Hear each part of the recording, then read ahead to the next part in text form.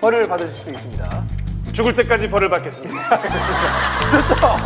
현장엔 이런 위치에 서 있습니다. 그리고 이 테이블과 디귿자 형식의 소파가 있었습니다. 네, 비주얼들 잘 봐주시기 바랍니다. 자, 그때 제 왼쪽엔 안길강 피고가 앉아 있었고 제 바로 오른쪽엔 정웅인 피고가 앉아 있었습니다. 처음에 제가 이 자리에 앉아 있었습니다. 처음에 이 자리에 제가 앉아 있었는데 정우 씨가 굳이 제 자리를 고집했습니다. 그 자리가 누구 앞자리입니까? 주석진 씨. 지서 씨의 바로 앞자리. 네, 가장 바로 앞자리에. 때리기 쉬운 동선이 그렇지. 확보된 겁니다. 제 자리에 앉으셨어요. 전 여기 밀려났고요. 제 옆에는 김희연 씨가 앉아 있었습니다. 김현 씨가 앉아 있었고, 자, 상식적으로 봤을 때 불이 꺼졌다가 다시 켜지는 동안 그 짧은 시간 동안 지석진 씨의 뒤통수를 때릴 수 있는 사람은 이광수 씨 아니면 정웅인 씨.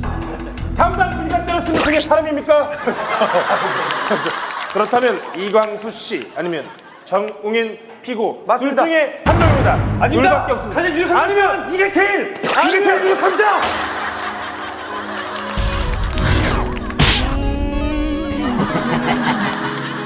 여기서 가장 중요한 건 강계리 씨의 불이 꺼지고 켜지기 바로 직전 그 순간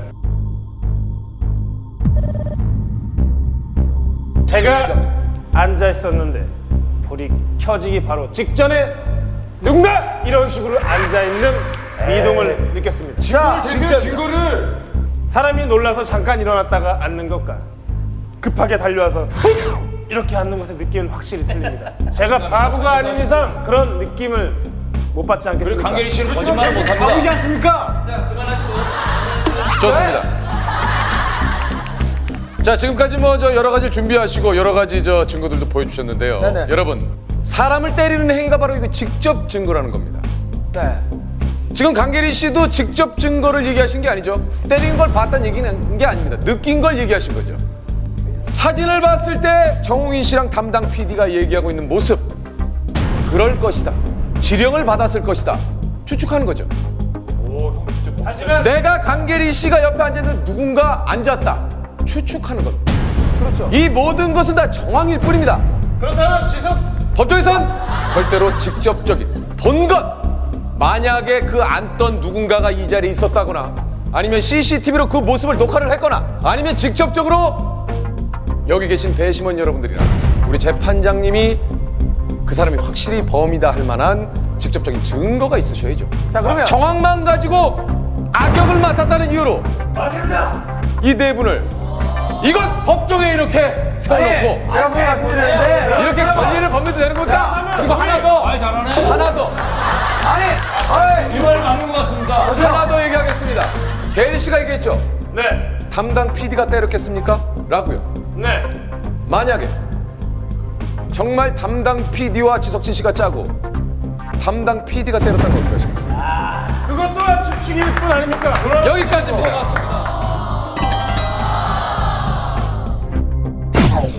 석진하고 우리 조PD 아니야? 저희 조PD.